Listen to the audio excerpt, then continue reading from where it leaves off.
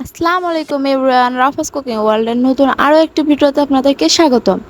তো আজকে রান্না করে দেখাবো এই অফ সিজনে সাজনা দিয়ে আলু বেগুন শিং মাছের পাতলা ঝোল। সাজনা আমার খুবই পছন্দের একটি সবজি। এটা আনসিজন হোক আর বা সিজনে হোক, এটা খেতে আমার খুবই সুস্বাদু লাগে। সবার পছন্দ তো এক না, অনেকে অনেক সবজি খেতে পছন্দ করেন না, তবে আপনারা যে সবজিটা খেতে পছন্দ করেন সেই সবজিটা দিয়েও আপনারা সুস্বাদু করে তরকারিটা রান্না করতে পারেন। তবে আপনাকে অবশ্যই মশলার পরিমাণটা বুঝতে হবে। আপনি যদি ঠিক মতো মশলার পরিমাণটা তরকারিতে দিতে পারেন, যে কোনো সবজি রান্না করলে খেতে সুস্বাদু হবে। তো চলুন কথা না বলে রান্নাটা শুরু করি। তো এখানে আমি 1/4 কাপের মতো সয়াবিন তেল দিয়ে দিচ্ছি। আপনারা সরিষার তেল অথবা রাইস ব্র্যান অয়েল যে কোনো তেল দিয়ে রান্নাটা করতে পারেন। তেলটা গরম হয়ে আসলে এখানে আমি 2টা বড় সাইজের পেঁয়াজ কুচি করে কেটে দিয়ে দিচ্ছি। পেঁয়াজটা ততক্ষণ ভেজে নেব যতক্ষণ না পেঁয়াজের কাঁচা গন্ধটা চলে যাচ্ছে। পেঁয়াজ ভাজার সময় অবশ্যই সময় নিয়ে ভাজতে হবে, কারণ পেঁয়াজের কাঁচা গন্ধটা যদি থেকে যায় তাহলে তরকারির টেস্টটা অনেক কমে যাবে, তরকারিটা খেতে সুস্বাদু হবে না। পেঁয়াজ ভাজার কারণে কিন্তু তরকারির টেস্ট অনেক বেড়ে যায়।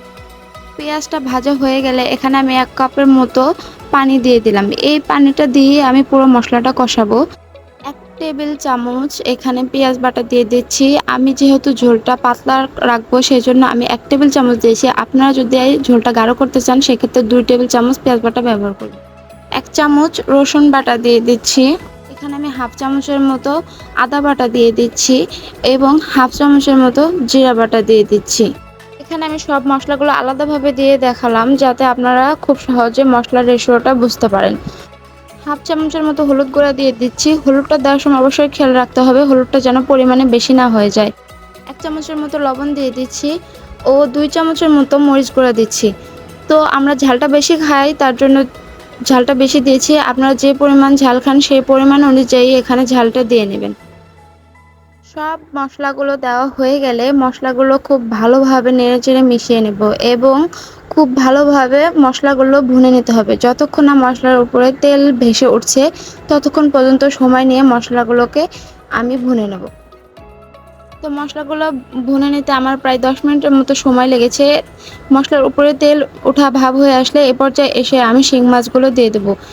আমি শিং মাছটা কষিয়ে রান্না করব, তার জন্য এখন মাছটা কষাতে দিয়ে দিলাম। আপনারা যদি ভাজা শিং মাছটা তরকারিতে দিতে চান তাহলে তরকারিতে যখন ঝোল দিবেন তখন মাছটা দিয়ে দিবেন। তবে আমার কাছে শিং মাছ ভেজে রান্না করার থেকে কষিয়ে রান্না করলে সবথেকে বেশি ভালো লাগে। তো এখানে আমি মাছটা মশলার সাথে খুব ভালোভাবে নেড়েচেড়ে মিশিয়ে নিচ্ছি। মাছটা ভালোভাবে মেশানো হয়ে গেলে এ পর্যায়ে এসে আমি কিছুটা পানি দিয়ে দেবো। অল্প পরিমাণ পানি দিতে হবে, তা নাহলে মাছটা ভেঙে যেতে পারে। মাছে পানি দেওয়ার পরে মাছটা ভালোভাবে কষানোর জন্য এখানে আমি ঢাকনা দিয়ে ঢেকে দেবো।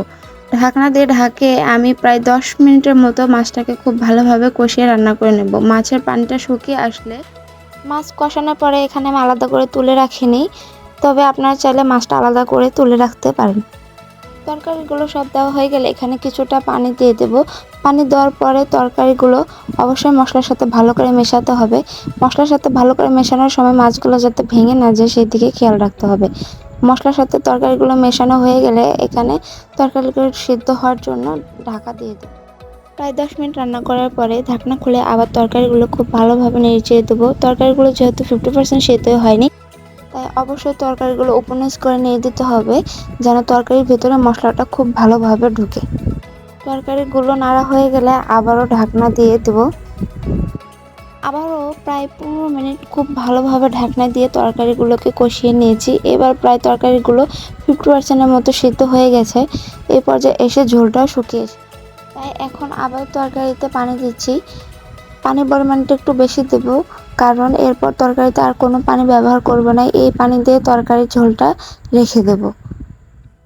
তরকারিগুলো যেহেতু 50% সিদ্ধ করেছি, তাই অবশ্যই তরকারিগুলো ঝোলের মধ্যে ডুবিয়ে দিতে হবে যেন বাকি 50% তরকারিও খুব ভালোভাবে সিদ্ধ। তরকারিতে ঝোল দেওয়ার পরে যতক্ষণ না তরকারির উপরে তেল ভেসে উঠছে ততক্ষণ পর্যন্ত অপেক্ষা করে তরকারিটাকে খুব ভালোভাবে রান্না করে নিতে হবে। তরকারিটা রান্না করতে আমার প্রায় 20 মিনিটের মতো সময় লেগেছে।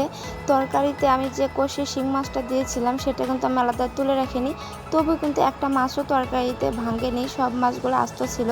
তো ঝোলটা শুকিয়ে আসলে এই পর্যায়ে এসে আমি 1 চামচের মতো জিরার গুঁড়া দিয়ে দেবো। এখানে আমি ভাজা জিরার গুঁড়াটা দিয়েছি। জিরার গুঁড়া দেওয়ার পরে অবশ্যই জিরার গুঁড়াটা খুব ভালোভাবে তরকারির সাথে মিশিয়ে দিতে হবে। ভাজা জিরার গুঁড়া দেওয়ার পরে 5 মিনিট লো হিটে রেখে তরকারিটা নামিয়ে নিলে হয়ে যাবে।